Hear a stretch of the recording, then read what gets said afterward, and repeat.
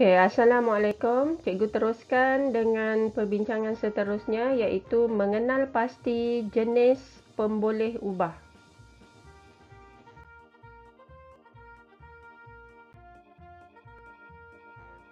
Bagaimana cara kita mengenal pasti pemboleh ubah dalam bentuk graf ataupun carta palang, jadual, ayat dan juga gambar. Okey, kita lihat contoh yang pertama dalam bentuk carta palang. Bagaimana kita hendak mengenal pasti tiga pemboleh ubah tersebut. Yang pertama ialah pemboleh ubah dimalarkan.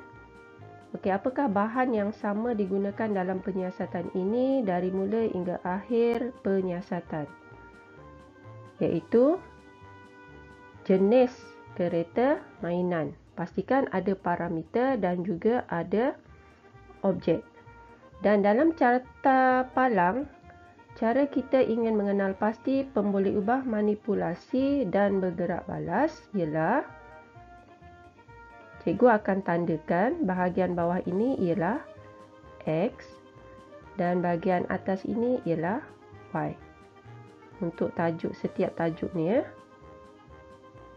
Okey, untuk pemboleh ubah dimanipulasikan ialah X dan pemboleh ubah bergerak balas ialah Y.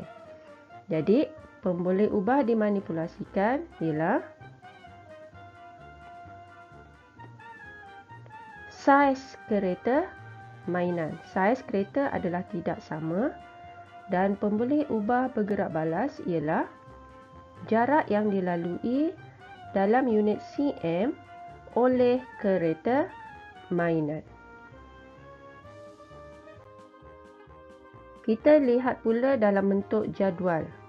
Okey, lihat dulu jadual yang diberi. Alia ingin menentukan isi padu guli dengan menggunakan kaedah sesaran air. Dan keputusan penyiasatan direkodkan dalam jadual di bawah. Ada 3 tajuk di sini iaitu isi padu awal air dalam unit ml, bilangan guli dan isi padu akhir air dalam unit ml. Okey, lihat isi padu awal sebelum Alia memasukkan guli ke dalam silinder penyukat tersebut.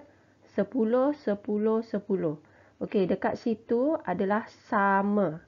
Isi padunya adalah sama. Yang ini ialah pemboleh ubah dimalarkan. Okey, kedua, bilangan guli 1, 2, 3 tidak sama. Yang ini ialah PM. Dan keputusan akhir eksperimen ialah isi padu akhir air dalam unit mililiter. Yang ini ialah PB. Okey, jadi cara kita menulis jawapan. Pemboleh ubah dimalarkan, isi padu awal air dalam unit ml. Pemboleh ubah dimanipulasikan, bilangan guli dan pemboleh ubah bergerak balas, isi padu akhir air dalam unit ml.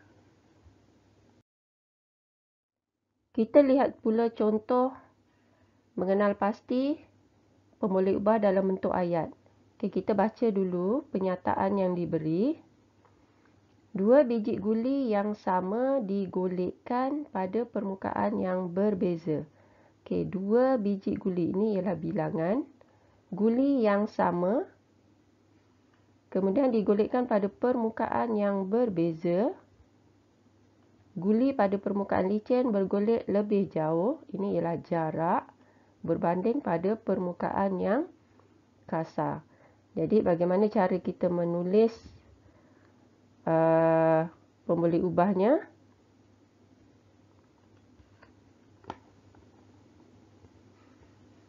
Pemboleh ubah dimalarkan ialah bilangan guli. Pemboleh ubah dimanipulasikan jenis permukaan dan juga bergerak balas jarak guli bergolek.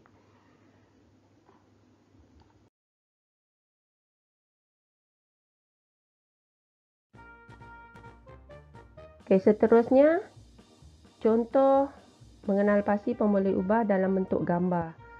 Okey, dua pokok yang sama jenis dan diberikan baja dengan kuantiti yang berbeza. Ketinggian pokok A didapati lebih tinggi berbanding pokok B. Okey, daripada gambar rajah ini juga kita dah boleh mengenal pasti pemboleh ubah dimalarkan, dimanipulasikan dan juga bergerak balas. Ataupun kita boleh kenal pasti daripada penyataan di atas. Dua pokok yang sama jenis diberikan baja dengan kuantiti yang berbeza. Kemudian ketinggian pokok didapati lebih tinggi berbanding pokok B. Jadi jawapan untuk ketiga-tiga pemboleh ubah tersebut ialah